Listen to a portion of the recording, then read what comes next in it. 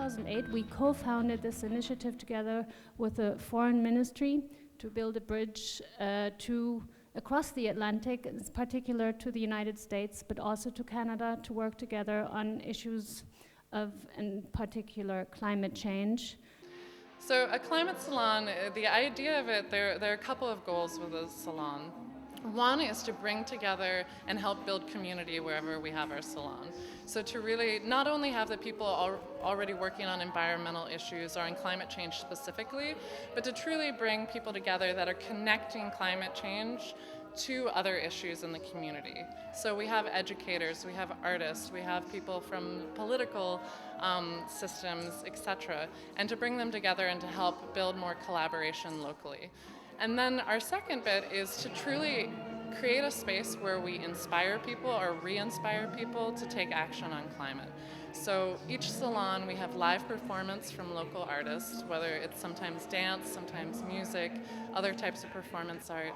Then we'll have a really diverse panel of conversation where people actually come from very diverse backgrounds. They might be designers and professors and activists, and are all talking about the same topic on connecting climate to other issues, but are doing it in different ways. And one of, I think, the most exciting things about these salons is no one comes with a presentation. Actually, none of the speakers here know what we're going to talk about, and so it's a really fresh conversation about how we can connect to climate change, make it more personal, and inspire people to take action. And we're all here because we know climate's a big deal, and we know that it needs to be addressed. We know also that we need to cooperate with each other. And I think that's why this is such a great event, and thank you to Vera for sponsoring this. President Obama and Chancellor Merkel are both well known internationally as climate experts and climate advocates. And I think together we can be very proud, and this is a transatlantic room, and I think we can be very proud of our achievements. And those go back to the US-China Agreement 2014, it goes to the G7 Elmo Declaration, which for the first time ever commits the G7 countries to a decarbonization.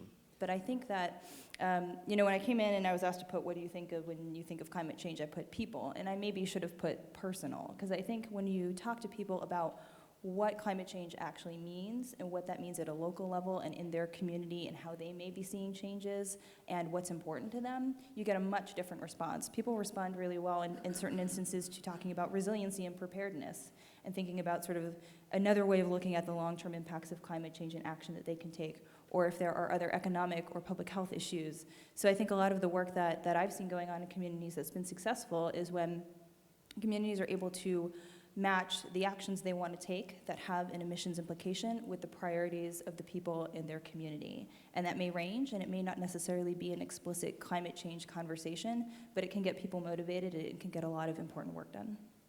We were always really excited to come to Germany to both share the experiences that we saw of great climate action happening throughout the US, but then to also collect more stories of the great work being done here in Germany to bring back to the US for next year after COP21. Toss the ocean over onto its back, cut trees to their knees, swim in blood, swim in cash, swim in safety, glacier-turned ice cube cocktail, gallons of carbonated sugar, hot tub, we drunk off of it. But one cannot break down walls while leaning against them.